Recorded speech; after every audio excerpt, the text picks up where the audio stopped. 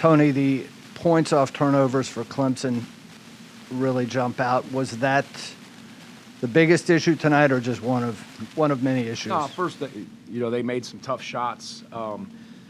They're a solid team. Their perimeters can really score and shoot it, and then they can go inside. And the times that we had a nice little spurt in the second half and cut it to 2 or 3, and that's where a breakdown in terms of a costly turnover. We didn't get a look that happened, and then they usually capitalized on them.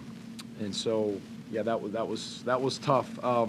Small margin of error. So when we turn it over, that stat jumps out. Or if we got some good looks, but I couldn't knock them down. But again, we got a lot of work to do. That's real. That's a very solid team we played, and we'll keep working to improve. And I just kept telling the guys, just keep battling, and keep trying to be as tough as you can. Tony, you guys, it seems like have been searching for somebody else who can score and maybe score in some different ways. You got that from Reese tonight. I know the other stuff around him wasn't there as much, but what did he do that you liked to get those? I thought Reese did a good job. Obviously he got to the rim, hit a couple threes, he was good. Again, we got besides that, we didn't get a lot. He played a good game, and again, we need probably 3 or 4 guys to be chipping in and doing that. Let's see, Armand had some buckets there. Again, we struggled from the 3. They did a good job doubling Gardner, and we got some good looks out of it. But I was happy that Reese kind of attacked a little more and was more assertive and aggressive offensively.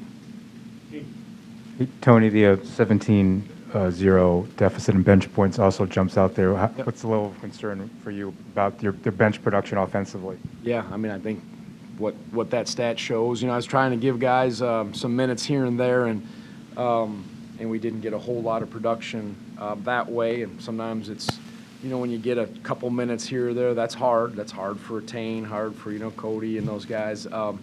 Again, I keep looking hard in practice and trying to evaluate. We gave Igor a little more of a look, but those guys just got to keep addressing, the areas they can and be ready. And again, when a shot's there, you take it and keep working defensively. Armand seems to shoot from inside the arc with a lot of confidence on his pull-up shots, and when he goes to the basket. Is it a mechanical issue on three-pointers, or loss of confidence, or combination of things? Yeah, maybe a combination, but he had some nice drives and pull-ups and kind of the mid-range shots, and is certainly struggling and they're pretty good looks, and again, he has to take them when they're there, or one dribble pull-up. So obviously he's getting the reps, he's working on it, and hopefully it'll come right. Tony, as much of a lift as you guys seem to get off the shot clock violations, 5 times in the first half they hit buckets with like 1 or 2 seconds left on it. Obviously, it's great defense for 28 or 29 seconds. Is that deflating though when you play that well? Yeah, it is. Excuse me. Sorry. Yes, it is. Yeah, no, it is. That was not deflating.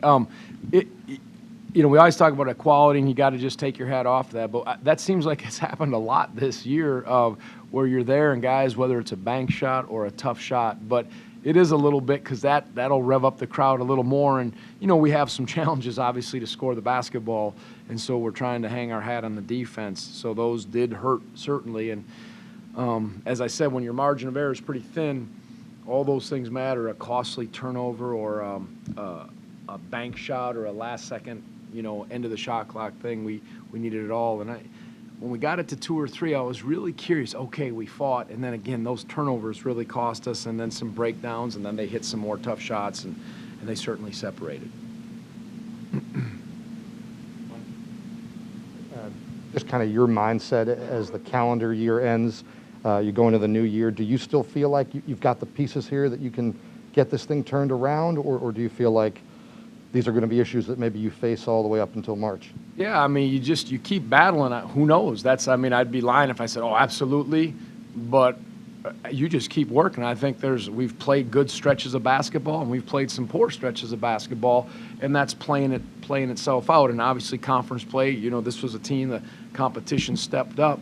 So you just keep trying to find, maybe someone's going to emerge, guys get more experience, but never ever. I said, we're going to find out in this room, do we have the group of guys we can go through adversity with? And then keep trying to grow from it and just keep showing up and keep knocking. That's all you can do in these spots. But can we get this turned around? Absolutely. You pursue that, and no matter what, you just keep getting better. I can't say we got this, and I can't say no way. That's just any coach. I can sit up here and talk all I want, but that's reality. So we take a few days off, we refresh, we enjoy the holidays with our family and friends, and then get back to work and see where we're at, and keep pursuing.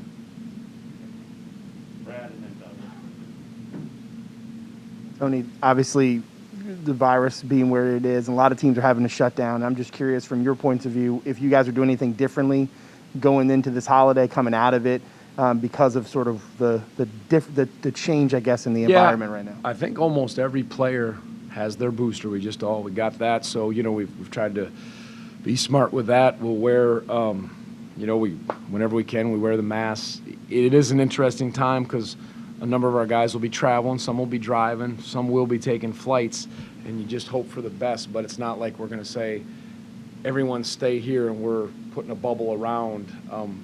We're not doing that. This has kind of come on sudden. Some guys, I don't know how many are taking flights, but we'll be as cautious and as smart as we can, and again, when we practice, and hope for the best. What did you think of your big men compared to their big men, and what did you think beforehand about that matchup? Well, he's really improved, their big guy, P.J. Hall. And then Tyson is, I don't know if he's a senior or if he's in I don't know what year he is, but he seems like he's been there a while. He can really, they both can shoot the three. Hall has improved as a physical guy that can score, so we knew at times we'd need to run a double at him. But Tyson can also score inside.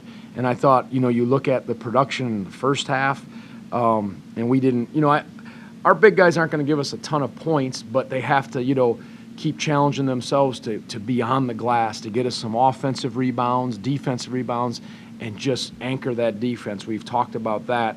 And, tonight, certainly they got the better of us from the three-point line on the interior and inside. And Poppy had rolled his ankle at the end of practice yesterday, so he was a little sluggish. You could see that. And, those guys are getting great opportunities, Caden and Poppy, to play. These are the opportunities that they desired, they wanted, that I want them to get, and you grow through these experiences when you go against those physical, good players, and you just keep, again, showing up and getting better, and there's ample opportunities. So, again, we've seen flashes of that. Yeah, you look at the 6 blocks Caden had and all that, but I challenged them, and at halftime I said, you guys can give us more in the areas that we need it, and I'll keep challenging them and encouraging them. That's the only thing you can do in these spots.